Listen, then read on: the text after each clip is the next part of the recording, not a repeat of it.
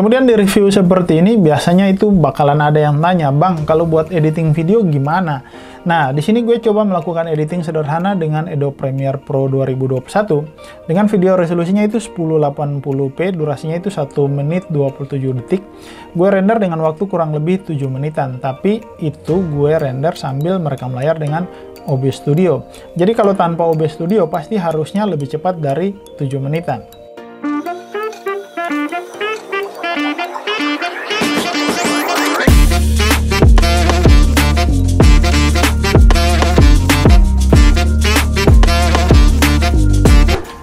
Halo guys, selamat datang lagi di M3ID, gue Marion.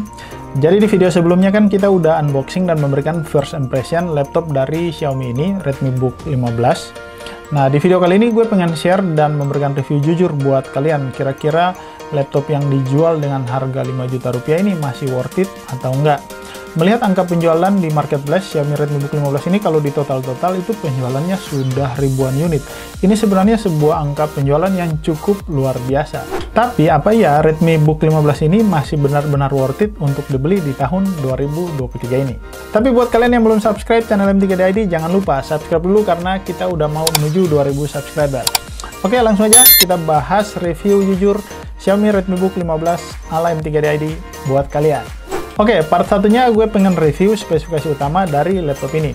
Jadi laptop Xiaomi Redmi Book 15 ini itu dibekali dengan prosesor Intel Core i3 generasi 11, tepatnya 1115 G4 ya.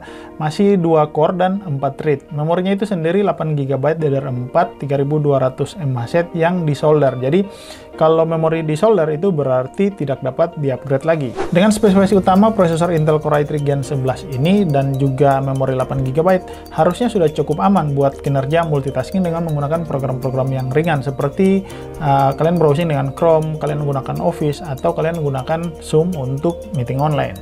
Untuk storage-nya sendiri itu kan 256GB SSD M2 SATA ya, yang artinya dari sisi kecepatan itu sudah cukup cepat. Nah, gue coba di sini itu kecepatan read dan write datanya itu di angka 500 MB per detik untuk kecepatan read dan write datanya. Untuk kapasitas 256GB ini sebenarnya storage yang menurut gue masih tanggung ya, karena kalau kalian install Windows secara default saja itu sudah menggunakan harddisk sekitar 21GB. Sisanya kan tentu saja akan digunakan untuk install program, ditambah dengan file dan dokumen yang akan kalian gunakan pada saat kalian menggunakan laptop ini. Oke, part kedua gue pengen review spesifikasi layar yang digunakan pada laptop ini. Jadi ukuran layar laptop ini kan 15 inci ya, dengan resolusi Full HD. Kecerahan maksimalnya itu 300 nits dan color gamutnya 45% NTSC dengan dukungan grafis dari Intel UHD Graphics. Cuman sayangnya laptop ini itu ternyata masih menggunakan TN panel. Ya, kalian tahu sendiri kelemahan panel TN ini tentu saja akan sering terjadi color shifting. Jadi kalau kalian lihat layar laptop ya, dilihat dari samping itu biasanya terjadi sedikit perubahan warna atau biasanya terlihat lebih gelap ya dibanding kalian lihat langsung dari depan.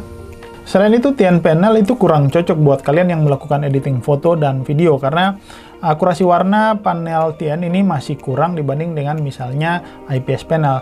Tapi mengingat harganya yang 5 juta ya mungkin bisa atau harusnya kalian maklumi.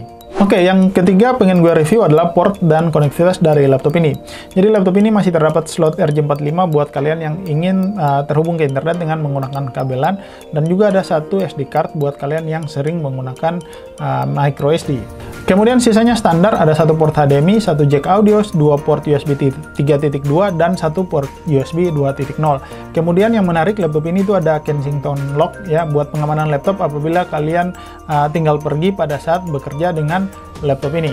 Kemudian kalau dilihat dari port yang diberikan, laptop ini itu belum memiliki USB Type-C. Padahal kan laptop-laptop keluaran terbaru sekarang itu rata-rata sudah memberikan USB Type-C yang bisa digunakan untuk charging atau DisplayPort.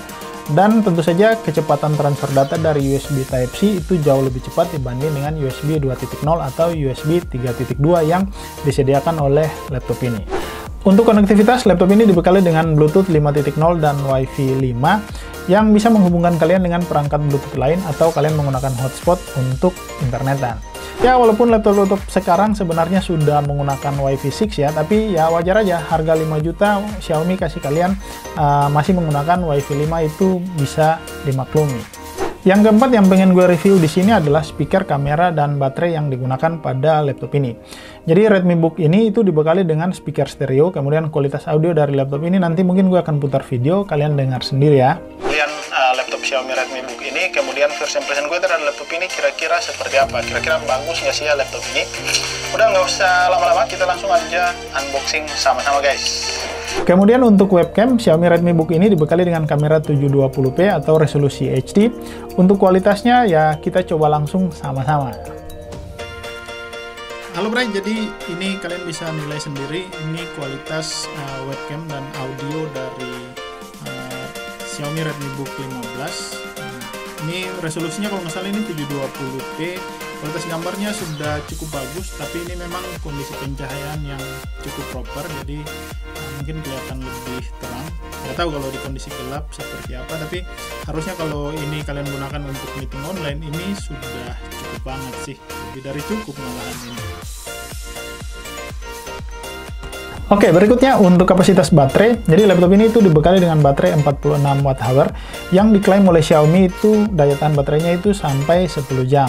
Dan yang luar biasa untuk charging dari 0 ke 55% itu diklaim oleh Xiaomi itu hanya butuh waktu sekitar 33 menit. Kemudian untuk penggunaan sebenarnya relatif tergantung kalian pakai laptop ini menggunakan aplikasi yang seperti apa atau aplikasi apa saja, karena pengetesan yang gue lakukan di sini itu bisa saja hasilnya itu berbeda dengan hasil yang kalian dapatkan. Misalnya di sini gue pakai sekitar 1 jam untuk Office, kemudian browsing, buka Photoshop, gue coba-coba dari tadi selama 1 jam ya, baterainya itu dari 80% tersisa sekitar 47%. Tapi menurut gue untuk penggunaan laptop itu memang biasanya kita akan menggunakan sambil charging. Jadi hasil tes yang gue gunakan di sini hanya sebagai referensi buat kalian. Oke, yang kelima gue pengen review desain, tampilan, kemudian keyboard dan touchpad pada laptop ini.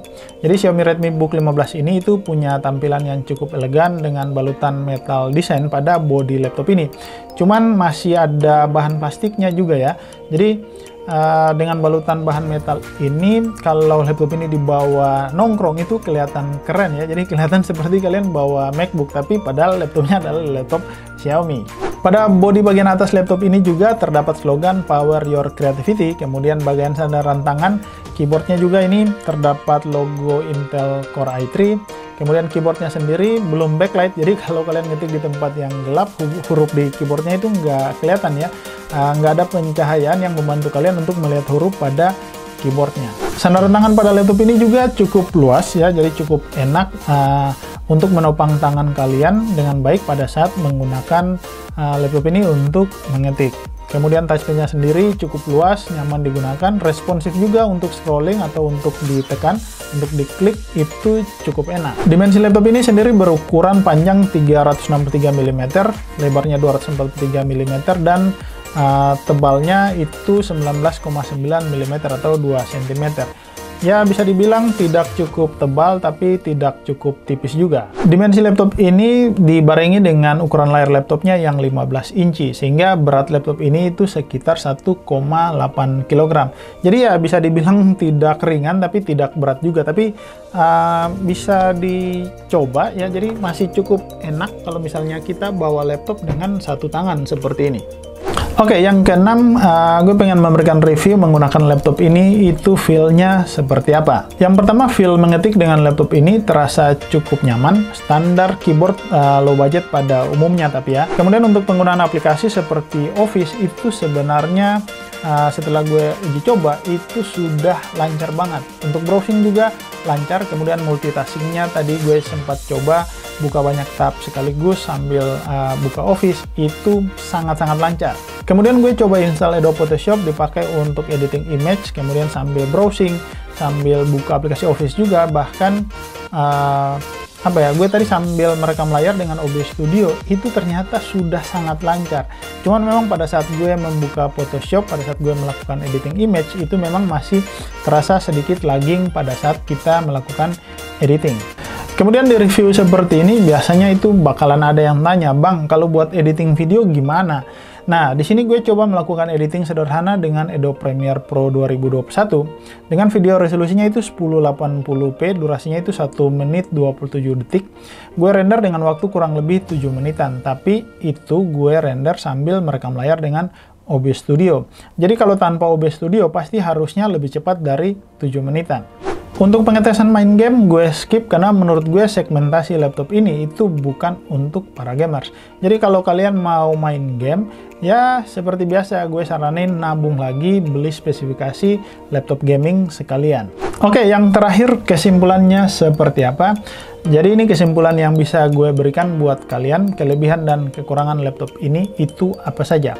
Nah, menurut gue kelebihan yang pertama adalah laptop ini sudah menggunakan prosesor Intel Core i3 generasi 11, memorinya itu sudah 8GB DDR4, dan harddisknya itu sudah menggunakan harddisk SSD M2 SATA. Dan juga yang menarik adalah laptop ini itu sudah mendapatkan lisensi Windows 10 Home original.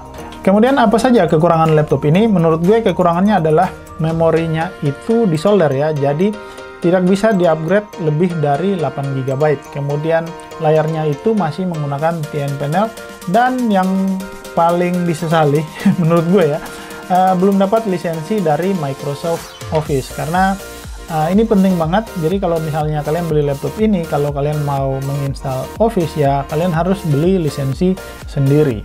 Tapi buat kalian yang nyari laptop buat pekerjaan ringan seperti Office, browsing, meeting online, kemudian nonton YouTube atau nonton film, nah Xiaomi Redmi Book 15 ini bisa dibilang salah satu laptop low budget dengan pilihan terbaik yang bisa kalian dapatkan di harga 5 juta. Karena kalau kita lihat saingan di range harga 5 juta, itu masih banyak brand yang memberikan spesifikasi di bawah laptop ini. Buat kalian yang mau main game dengan laptop ini, gue saranin enggak, mending kalian nabung untuk beli laptop gaming sekalian. Buat edit foto dengan menggunakan Photoshop sudah cukup aman, sudah cukup lancar, tapi nggak begitu smooth-smooth juga.